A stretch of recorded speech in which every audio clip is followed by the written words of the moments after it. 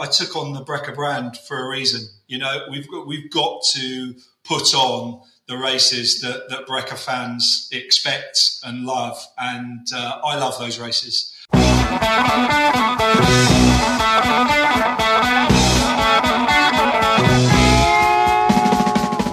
to the Low Tide Boys, a swimrun podcast. I'm Chip. Chris, and this is episode 182 of the show. We've got a great one that showcases one of the things that we love to see the most, which is namely new swimrun races. Joining us in Studio G to discuss the revival of Breca Swimrun is none other than swimrun evangelist and new race director John Littlewood. We're stoked to share this exclusive conversation about Breca Swimrun 2.0 and the new Breca Urban X series. Stoked. But first, stoked. Super stoked. How can you not? More swimrun races, especially over across the pond, as some say. Yeah. Well, training update time. Casco Bay is almost here. It's officially less than 2 weeks. And when you're listening to this, it's going to be less than that time. So it's here, and we've reached the haze in the barn stage of training, and we're super stoked for our first event of the year. Looking forward to get out there. Great. And it's that be so great. Parlays quite perfectly, I might add, right into this week's shoutouts. Yeah, so this past weekend, at time of recording, I'm currently in Southern California on a little family vacation, and on Sunday, I met up with Team Cali-Coed. I remember them, Liza and Mike, and some Tower 26 folks for a swim run in Marina del Rey. So thank you, Liza, Mike, and Chris, and the rest of the crew for the hospitality, and for once again basically confirming that the greatest thing about swimrun is the community. I mean, I reached out to them being like, hey, I just happened to be in town. I don't know what you guys are up to, and, within a day, the plan was set, and we met up, and it was great. I mean, I had such a great time with them, and, got a tour. You got the swim run. Some running. You got the scoop. Yeah. Nice. Yeah, it's totally LA. There's some, influencer-looking yoga people that were, filming themselves doing yoga on the beach while we're running by. We tried to photobomb a little bit. It was great. You got the authentic Southern California experience then. It was great. It was nice. Great. And I'm gonna piggyback off that a little bit on my own community meetup, because I was thinking, how cool was this? I was also in Southern California I had a work event, and I hit up Andy Hewitt and our good friend Phil from the Monks, and they were cool enough, and we did a couple swim runs. So we had a great time in Southern California as well. Again, reinforcing the community aspect and how much we love it. So always cool that we can just ring up anybody, and we got a swim run in our backyard, no problem. And Mel was also there. The best. Yeah. Now for this week's Feats of Endurance. So this week's winner is Emily Zelik. She crushed a 2-hour pole swim, starting in the mid-afternoon, mind you, as she prepares for her first ÖTILLÖ in September. Emily will be racing with friend of the pod, Philip, from the Swimrun Monks. So they've teamed up. They actually met up back in the day at Swimrun Austin 2022. They were both solo athletes, and they were, I think, Chris, confirm or deny, they were kind of jockeying back and forth all day, and at the end of the race, they're like, hey, that was some good racing. Why don't we team up? So great. Emily and Phil are racing ÖTILLÖ in September, so we're super stoked for them, and we're cheering them on for sure. So congratulations, Emily. Check out all that Emily's doing, and Phil, the Monks, on the Low Tide Boys Strava Club. Go to Strava, search Low Tide Boys, you know the deal. Dole out those kudos and receive the kudos. Now for this week's Wisdom Nugget of the Week. The greatest weapon against stress is our ability to choose one thought over another, by psychologist, philosopher William James. And I love this one because it's like, yeah, man, it's like you get to choose. That's true. Your thoughts. You actually get to choose what you think in the moment, and how you're going to respond to a situation. So you can respond. You don't need to just be reacting, to everything. And I love this quote. I like that one. These nuggets they're like an earworm in for me. They're always good. Something for me to think about, which is good. Speaking of things, I'm going to have to start digging deep, though, because I'm running out. Well, you can just Google wisdom nuggets. I'm sure you'll get tons of Google results. Now for this week's show business. So we have a bunch of Ödyssey Casco Bay activities coming up for the Casco Bay race weekend here in just under 2 weeks. We have our Patreon brunch on Saturday, July 8th at 10 a.m. Then we have the Shakeout Swim Run with the Envol Swim Run team, and that's going to be at noon at East Beach. So you get a little fika, then you go get your Shakeout Swim Run on. There's going to be a clinic, learn how to do your transitions, all that good stuff. Then finally, then Sunday morning, boom, see you on the ferry, do Casco Bay race. Then after the race, we're hosting our 3rd annual post-race party, 6 p.m. at Brickyard Hollow, located on 9 Commercial Street, close to the ferry terminal. So the fika place is near the ferry terminal. Where you get on the ferry is the ferry terminal, and then after is the post-race happy hour. So enjoy that. Yeah, it's going to be great. Can't wait. Yes. Can't wait. And just in case you didn't hear it last week, if you are racing Casco Bay in a few weeks, check out our bonus course preview episode last week so you can be as prepared as possible for that adventure. So that was a little bonus episode we threw last week. Yeah, just trying to get those download clicks. Trying to pump the numbers up. Now, without further ado, let's jump into it with our conversation with our good friend, John Littlewood. It was really fun to have John back on the show. To say that he's super stoked on Swimrun would be an understatement. I mean, few people are working as hard to spread the good word about Swimrun to the masses. And in this conversation, we chatted about his latest venture, which is resurrecting Breca Swimrun and creating the new Breca Swimrun X series. I mean, this episode is sort of safe to say it's overflowing with all the good Swimrun vibes. And it's just great to see his energy. And yeah, man. John Littlewood does it again, man. Resurrecting Breca Swimrun. Love to see it. And so, like you said, so much energy, such big plans, and all across the UK. So we know this is just things are getting started. We got some green starts here, as you say. But with the Breca Urban X series that launches this year, but some really big, exciting things coming next year. So we're super stoked on the resurrection of Breca Swimrun. Yeah, lots of exclusive, sort of almost journalistic drops here. So this is a great conversation, and just a lot of great things happen in the UK, and it's amazing. Great. Absolutely. So over the hills and to the Little Woods we go to our chat with John Littlewood for Breca Swimrun. I have no comment.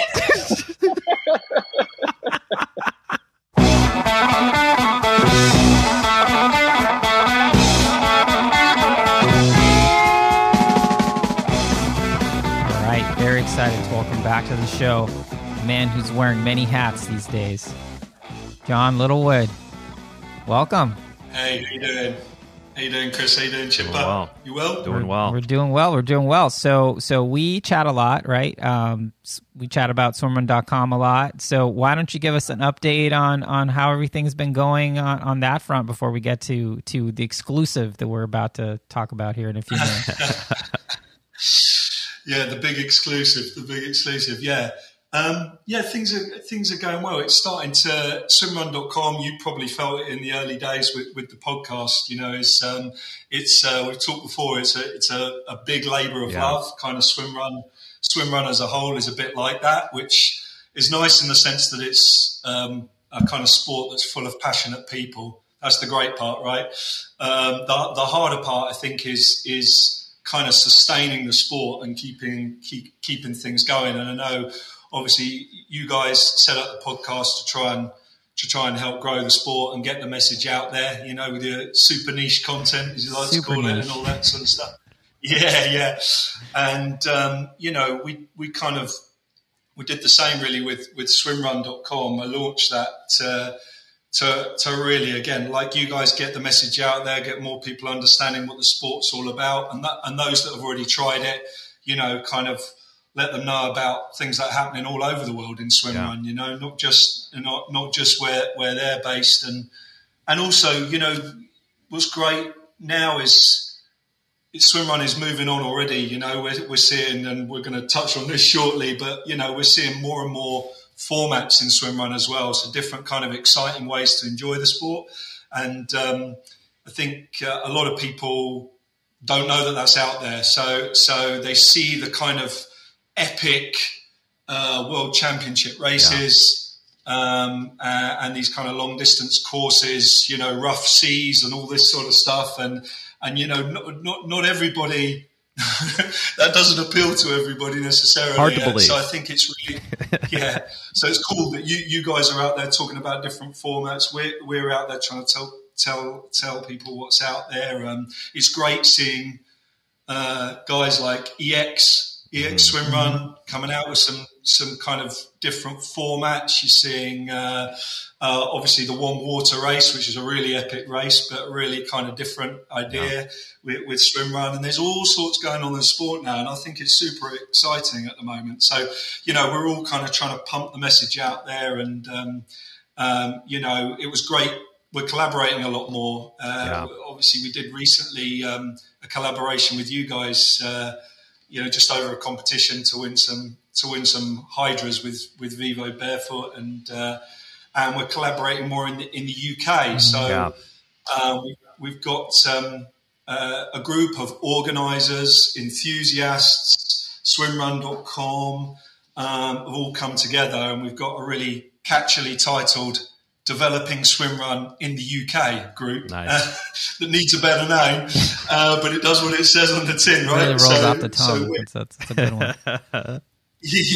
Yeah. Any ideas, let me know. But we've started to collaborate in the UK, kind of coordinating when races are, cross promotions, all sorts of things, because, the truth is it's COVID, and I don't want to go on about COVID. Everyone's been doing that a long time. But in what was a small sport, it took a big hit. Events across the UK and no doubt everywhere else have taken a big hit because of that. But, it was a small sport, and it needs a lot of love and attention. Yeah, I think that's a good point. I mean, remember, I think it was last year, Chipper and I were joking that there were like 2 events on the same day in the UK. We're like, hey, the sport is too small to make that for happen. Race directors to have, it was like put them on. And I think that actually this happened this past weekend. I think there was a couple of races in Wales that they were like the day after each other. And it was like, great. And a friend of the show, in our Instagram, he posted that he did, the races back to back. And we're like, excellent. Perfect. That's what we need, But the idea that UK is it's such a great country for swim running because there's so many potential venues, and wild swimming has long history there. So people are already kind of primed for this type of experience. But and it's also growing tremendously, right? Post COVID, like it's more events popping up, and which is great. And I'm curious, in trying to get, not that you need like a federation of UK swimrun race directors or whatever, but having more communication back and forth. I'm curious, how do you see that playing out in terms of helping grow the sport in the UK? Do you know what? It's interesting. We've literally had 2 meetings so far with the group, but one thing that's definitely happening is we recognise that the sport's not big enough for us all to be doing races on the same day. So on a basic level, we're collaborating in terms of the diary of races. The double-header weekend in Wales actually is becoming a real thing. Nice. I did the double-header last year, by the way. I want to get a bit of credit for that. You got it. Props. But I'm injured, so I couldn't do it this year. So this is the first time I've really felt the pain, other than the actual pain of my injury, of missing out. Because that weekend is so great, because it is a weekend of racing, and they're very close to each other. People come from all over to do that, and it's nice, because there's a good reason to travel a long way. So those things kind of work. Together, we're trying to, going forward beyond that, we're trying to collaborate a lot more in a bunch of ways, obviously promoting each other's events. Now we can, because they're not clashing with each other, is a big thing. And I know I'm not going to get too much into this because it gets boring, but race organisers have to spend a lot of time explaining to insurance companies what swimrun is, and that is a big problem, and we're hoping, collaboratively, that as a single unit, we can work with insurance companies to improve what insurance is on offer, make that a much more straightforward thing. And of course, because of that, it will make it cheaper. And all those kind of collaborations and working together as one unit to kind of streamline the process of putting on events, let's say, is going to make a big difference because, believe it or not, there isn't a huge amount of money in running these kind of events. And most of us do it because we love the sport. Yeah. You don't want to be spending your time on the phone with insurance companies. You'd rather spend your time looking for new race venues, making the experience top for all the participants and the safest it could be, for sure. That seems like a pretty smart path forward on an operations standpoint, for sure. Definitely. Exactly, and making sure it's super safe for participants. All events organisers do that. It just is a huge burden on them, and kind of working together to standardise that and making sure that participants are appropriately insured and all this sort of thing is gonna really matter going forward as the sport really grows everywhere. Yeah, smart. Yeah, so one of the reasons we wanted to have you back on is, I'm joking that it's an exclusive. Maybe it is, maybe it isn't. I don't know. But hey, it's as exclusive a on couple, the podcast. As of this recording, yes, it's an exclusive. As a couple of amateur, journalists over here, Breca Swimrun, which was a very well-known, established name in the early days of swimrun, essentially didn't survive. It was one of the casualties of COVID, but Breca's back. So tell us a little bit about how this came to be. Revival. Yeah, start to get sweaty when you mention it, there, guys. Maybe it's because I haven't done any training for a while. It's just really unfit. This is probably going to be a little bit controversial. I got a feeling a few people are going to have something to say about this, but I've been following Breca for a long time. I love Breca races. I think they're great races. I really do. And I would say that most people in the UK would say that Breca races were some of the best around, amongst other great races. And again, like I was saying, it's such a small sport, so kind of delicate right now that when I heard that Breca was going into voluntary liquidation at the end of last year, I just thought, wow, this is such a big blow for the sport in the UK, and I wanted to do something about it. And the kind of extreme step was to the company, unfortunately, was not recoverable for various reasons, but we bought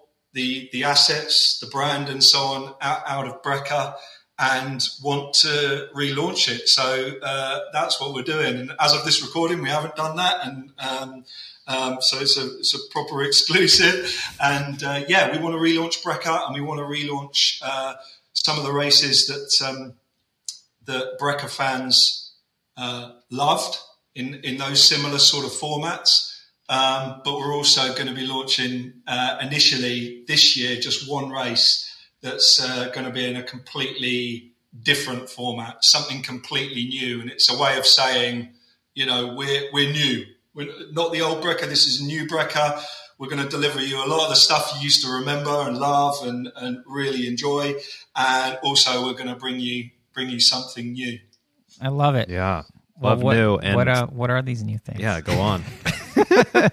Wet your whistle first. Wet your whistle first. And then, I was hoping you'd ask me that question. Thanks, guys. Well, it's been great talking to you, John. We'll see you around, I guess. So we're going to do something totally kind of unashamedly different and launch these really urban races. So we are, we're talking about kind of venues in cities. So this year we're going to launch at Prince's Dock in Liverpool. It's an open water swimming venue already, so the water's good. But it's a dock location, and it's going to be basically it's right by the Liver building, Prince's Dock, which is a kind of an iconic building in Liverpool. So it's a great spot, and we'll be doing some seriously fast races that are also distances kind of suitable for anyone who just wants to try the sport for the first time. And the beauty is we can do this all in one day. You know, sometimes these races, you've got to go a long way, stay overnight, do all these things. This is a really sort of low-cost way of giving swimrun a go. So I'm hoping we'll bring a few new swim runners to the sport as well. I can talk more about the distances and things like that. Yeah, well, why don't we start with kind of the format, because it looks like for this Urban Next series, it's kind of modeled, or it's kind of taking the EX swimrun style of racing, whether it's very short course, easy to spectate, extremely low barrier to entry, and then just taking that sort of like to different cities around Europe. So I'd love to hear more from you as sort of like what do you hope this experience to look like for participants? Yeah, it's great. Thanks. So to start with, we want to make the distances super accessible. So there's a total in these races, there's a total of 1.6 kilometers of running and 400 meters of swimming in these races. So we're keeping that same ratio that you'd expect to see in a swim run, that kind of 20%-ish sort of swimming as part of the distance. And then it's going to be a knockout competition. So we got a bunch of heats. There's quarterfinals, semi-finals, and a final. But lots of people will go through. So most people who turn up on the day will race at least twice. Nice. And then what's nice is we've got the start-finish line is in the same place for all these races. And we kind of got like a fan zone there. It's quite nice, a little fan zone with, and we got the sponsors turning up, doing things. We got other UK event organisers, because our Liverpool event is on the 9th of September. So right at the end of the season, just after the World Championship. So you guys will be exhausted. But it comes right at the end of the season, so we use it as an opportunity for other event organisers to come along and promote their races for next year. So there'll be a lot of that going on. The usual things, beer, important, especially between heats, we got, fika, of course, you've got to have fika, plenty of food and some things going on for the kids.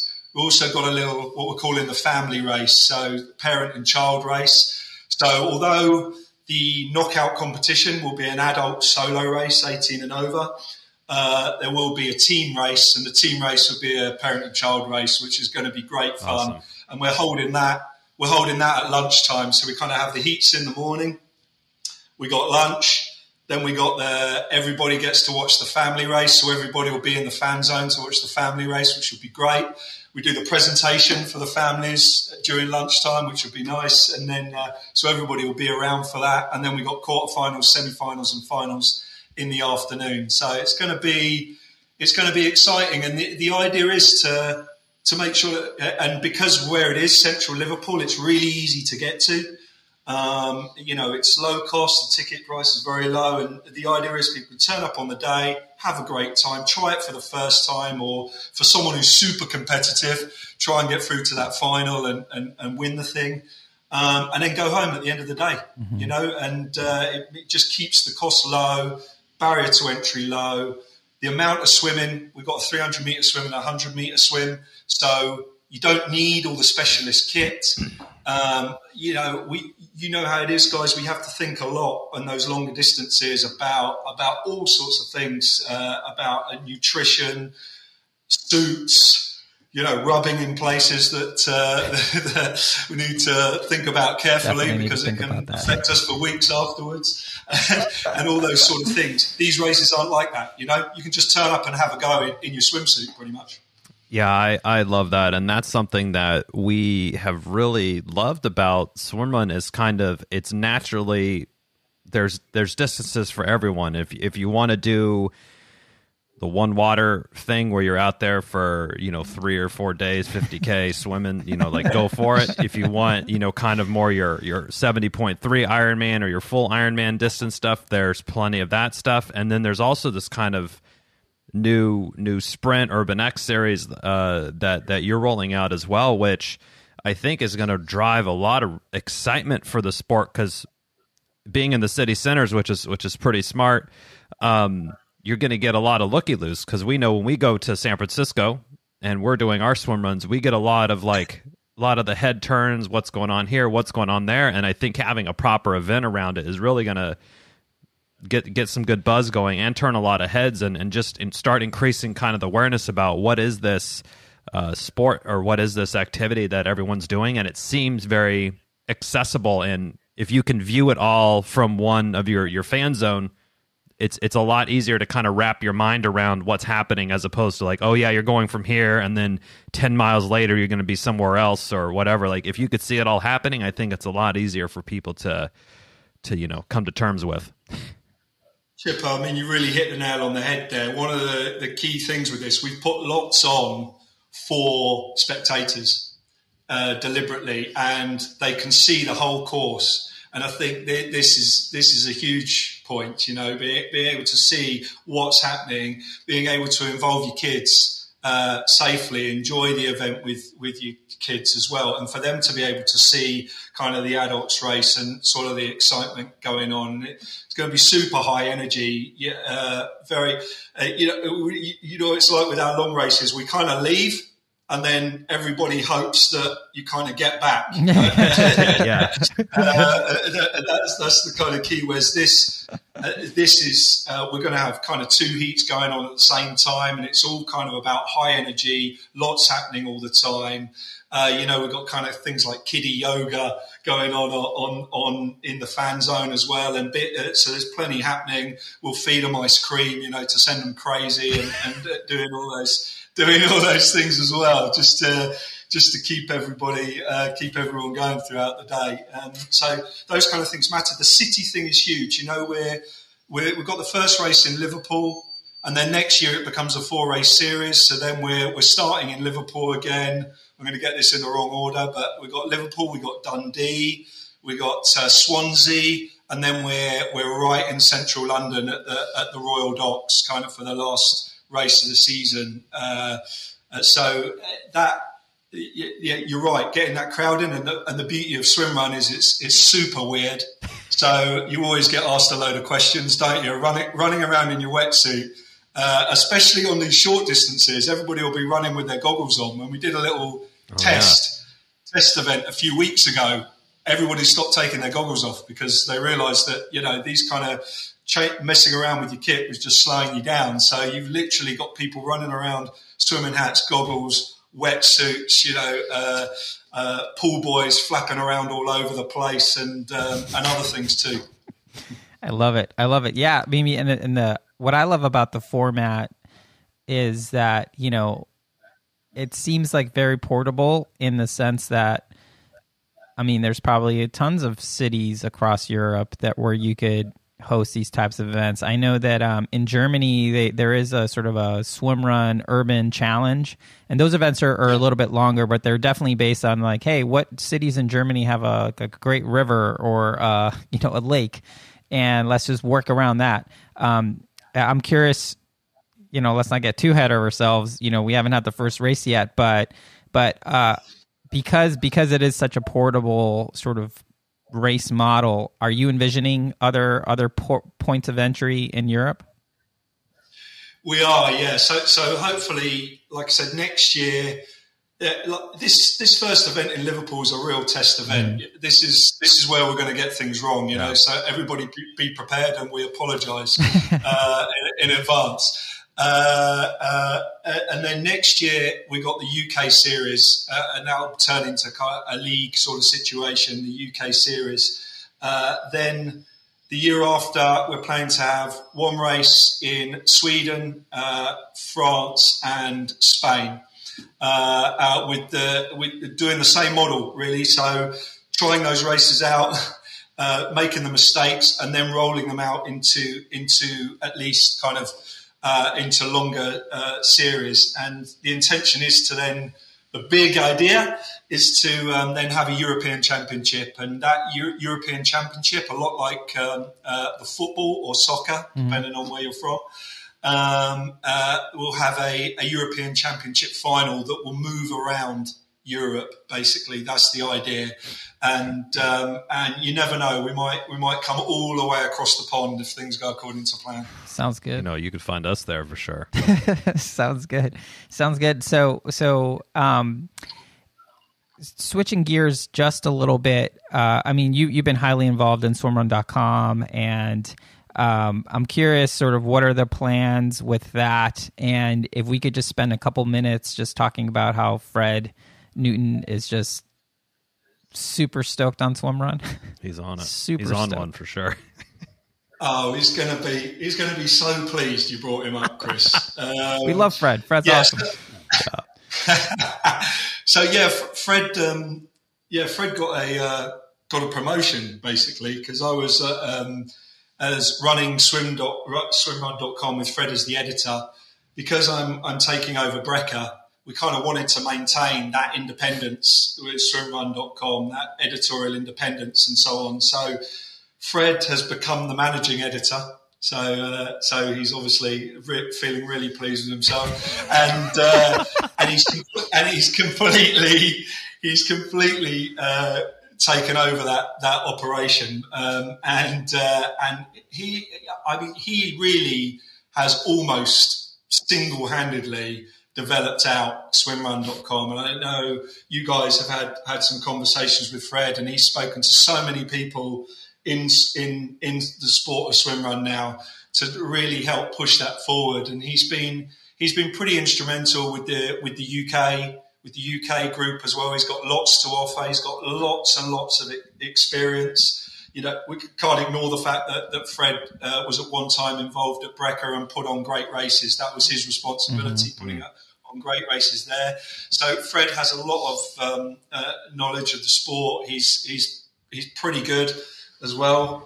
Every time I race him in solo races, he beats me, which is really irritating. But he's going to really enjoy this moment. We brought him up. I've said on the Low Tide Boys that he always beats me in solo races. Wow. I don't think there's any more I could do for him on this podcast. His ego is huge. Him and Alex did the Tamega swim run a couple. What was that, a month ago? A couple weeks ago. Yeah, that was that looked like a proper ordeal there.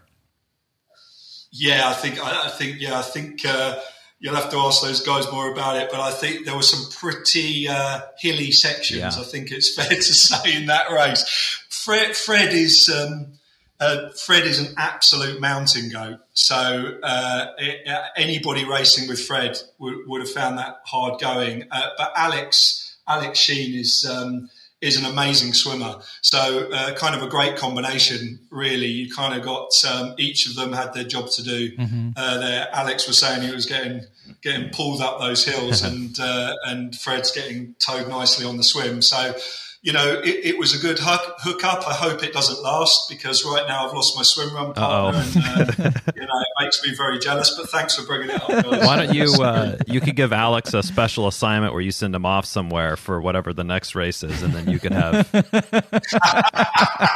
that is genius. Unfortunately, though, because I'm no longer managing swimrun.com, I don't have that kind of control, Chipper. But it's a good shout. I know Fred pretty well. I might have a quiet. Just put a word in. Yeah. I love it.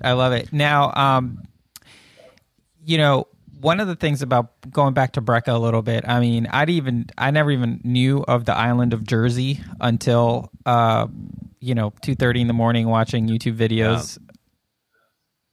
Now, I'm curious, because that race was on our bucket list, and then it, had a drop, it didn't fall off the bucket list. It just went into, the bottom. Went to the bottom because the race was no longer operating. Is that please tell me that's one of the races that Breca is considering bringing back, because that thing is it looks so amazing on such an interest, one of the amazing things about swim runs is like it takes you to these amazing places, and that race in particular just seemed like it had a lot going for it. Not that the others didn't, or their New Zealand races were awesome as well. But I'm just curious, kind of like aside from the Urban X initiative, what are we thinking in terms of Breca putting on longer events? And I know you alluded to that at the beginning of this, but just want that's happening. Just to kind of divide them up, we're calling those our adventure or A series races, and the urban races are the Urban X or X series races. Just to kind of make clear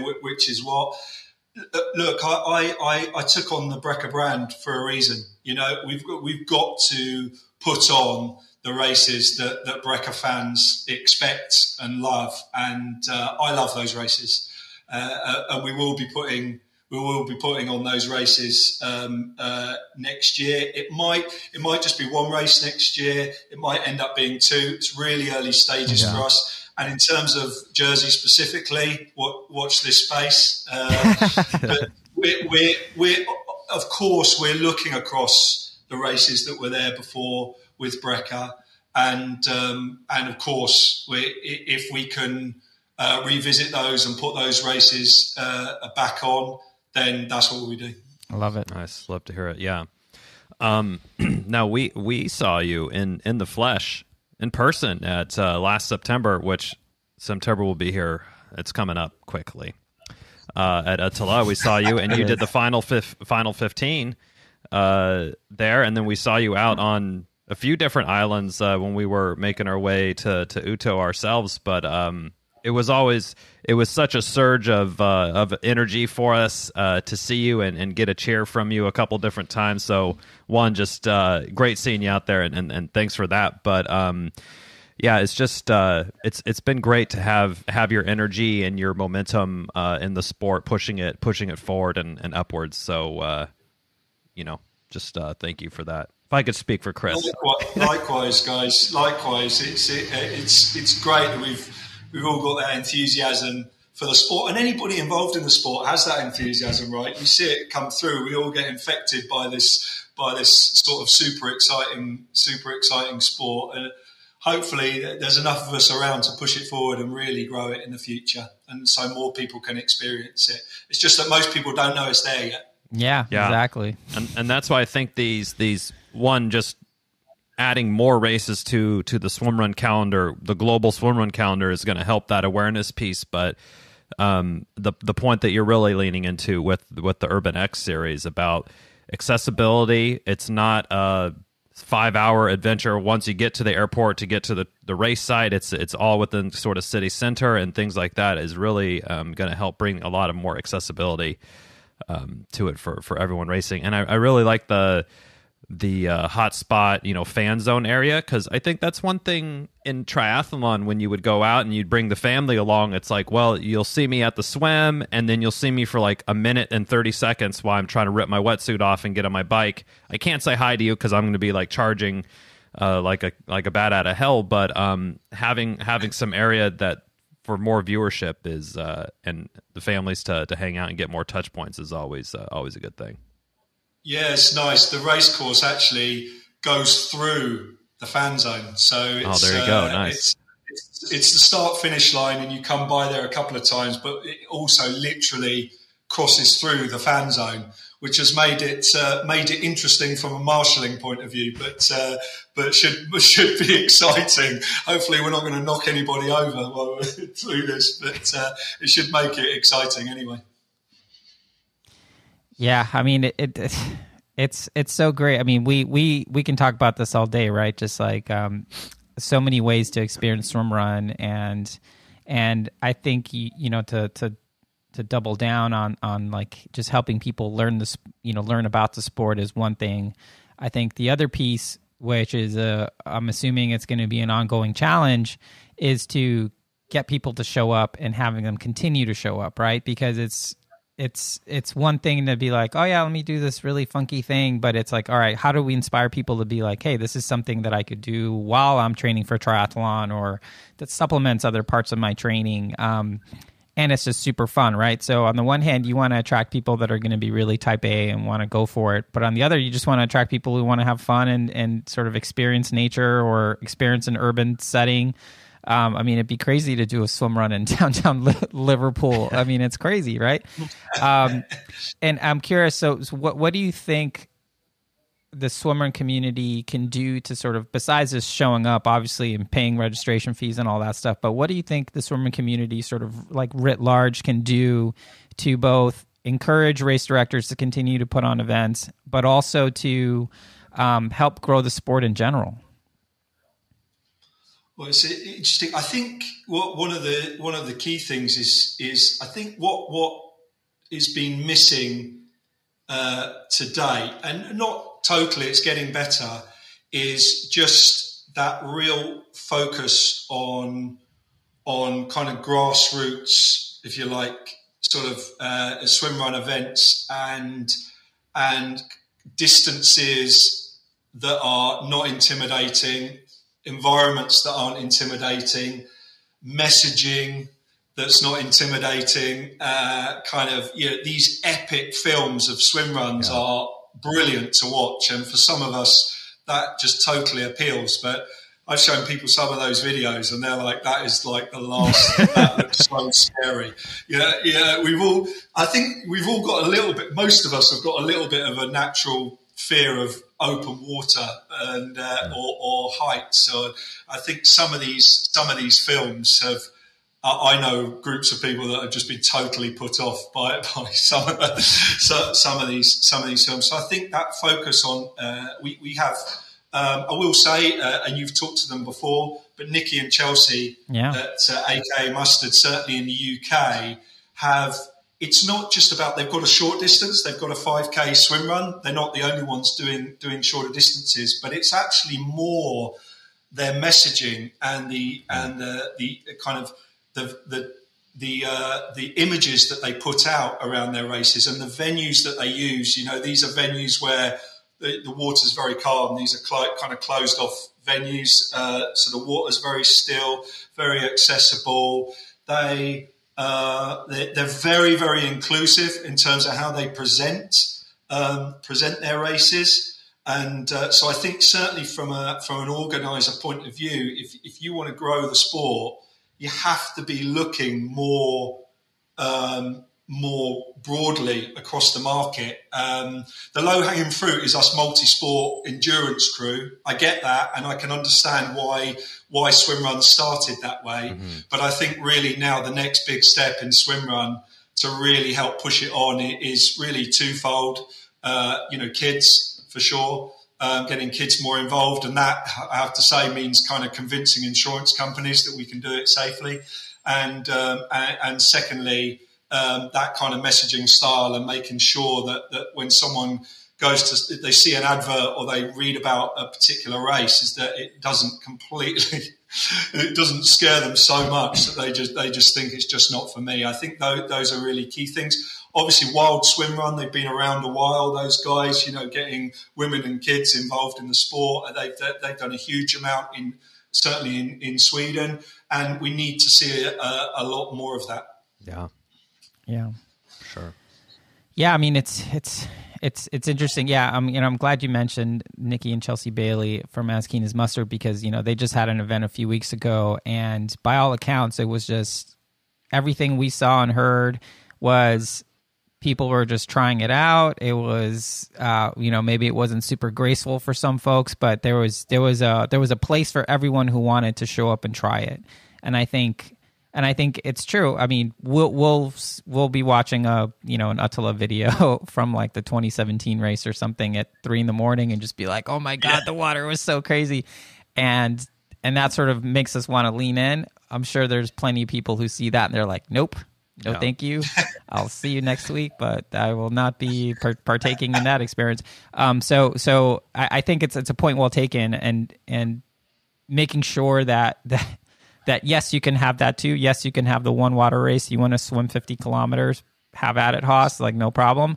But you can also just do a 400-yarder or 400-meter thing and kind of cut your teeth on it and still have a great time, right? It's less about your time out there and more about like, hey, here's an experience that you can have that'll be different than you've had before, that comes with this great community, supportive community where everyone's just kind of cheering each other on. And I mean, and I think we've already seen that happen in the UK on some level. And it's just about, well, how do we continue to see that growth and supporting these race directors that are obviously taking all the financial risk and investing in all this?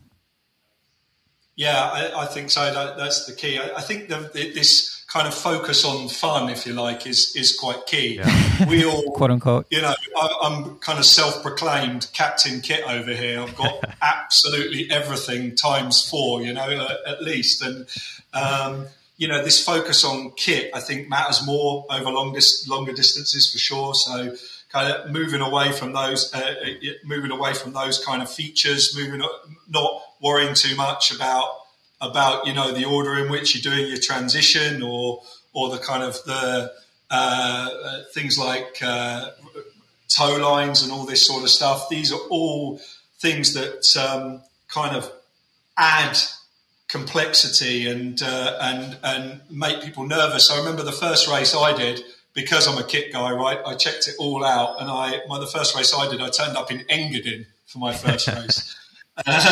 Bold move. That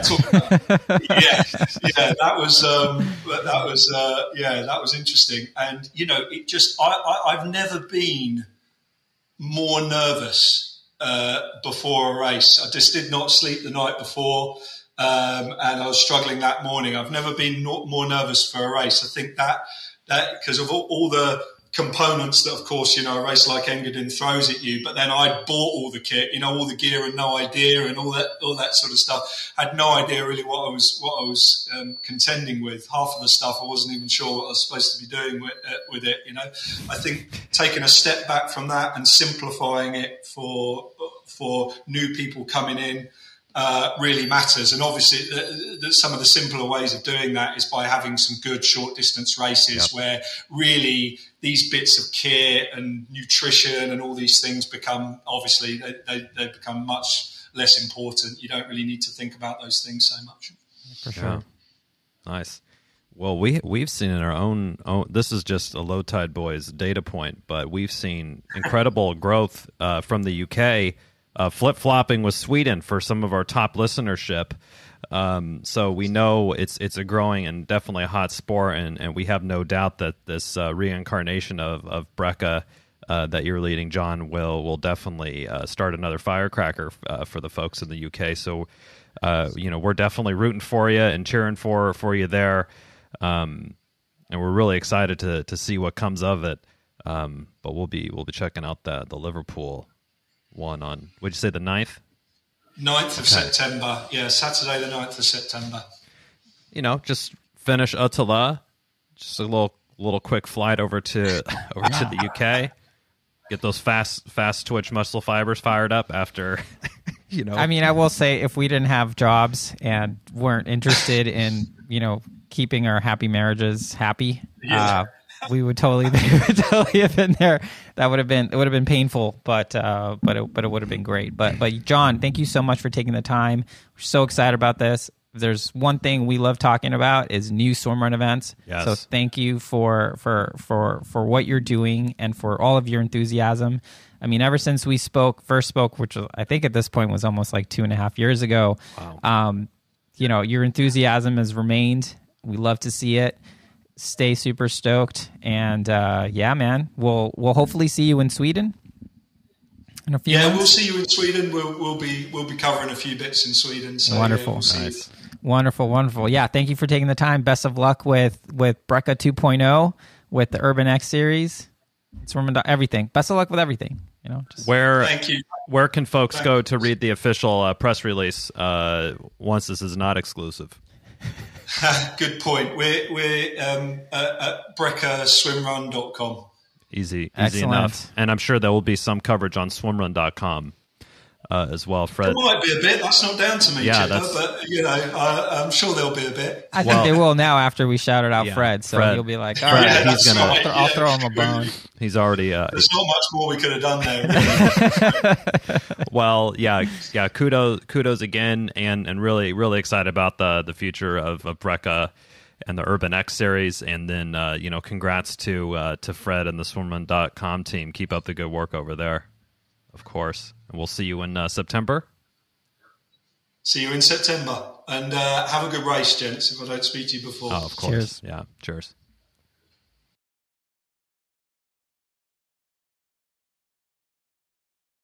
That's it for this week's episode. Thanks so much for listening to the show. Make sure to subscribe wherever you listen to podcasts and leave a rating or review, since that's the best way to help other people discover the show and the sport of swim run.